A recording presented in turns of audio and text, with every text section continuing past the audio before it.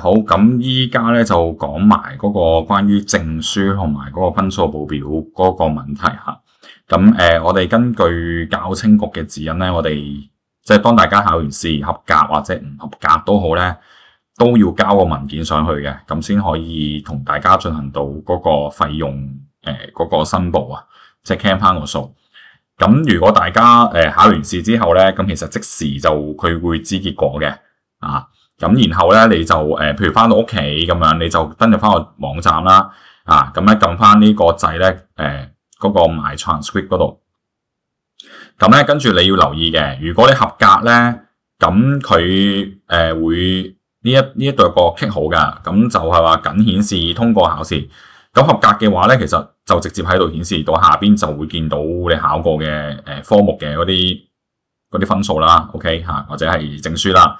咁但係唔合格嘅話咧，你一定要 kick 翻走呢一個 tick 號咧，佢先會 show 翻下邊佢嘅嗰個資料咁樣嘅嚇。咁要注意嘅嗱，呢一度咧要特別強調啊，如果係考試合格咧，你要交證書同埋嗰個分數報表嘅 PDF 俾老師。咁我到時會話俾大家聽點樣交嘅。咁唔合格都好，都一定要交嗰個分數報表嗰個 PDF 啊。咁呢個你要記住啊，大家要記住。咁我以合格嘅為例，咁譬如我考咗2科啦 ，Excel 有 Word 咁樣。咁佢嗰個認證咧，所謂認證就係即係嗰個叫做證書啊。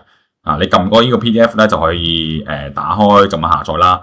咁如果係分數報表咧，就直頭下邊呢一度顯示2個黃色掣咧，就係分數報表。對應嘅科目，咁你唔好搞錯科目啊！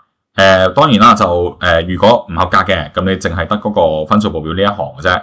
OK， 好啦，咁舉個例，咁如果你撳咗嗰個分數報表嘅話咧，咁你見到嗰樣嘢咧就大概係咁嘅樣嘅，大概咁嘅樣嘅啊。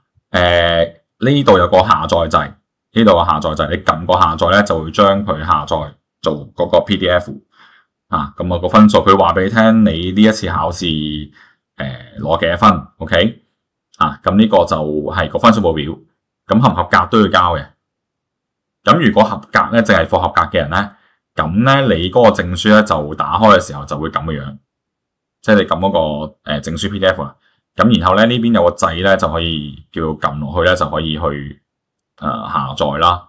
OK，咁你就睇翻自己合唔合格啦。就下載翻對應嘅文件，合格嘅交2份，唔合格嘅交1份。咁上傳到我指定嘅位置。咁我就可以幫大家去進行嗰個即係叫做嗰個 cam 數啊 ，cam 嗰個報名費嗰個手續。咁如果到時有問題嘅，可以再嚟問一問老師。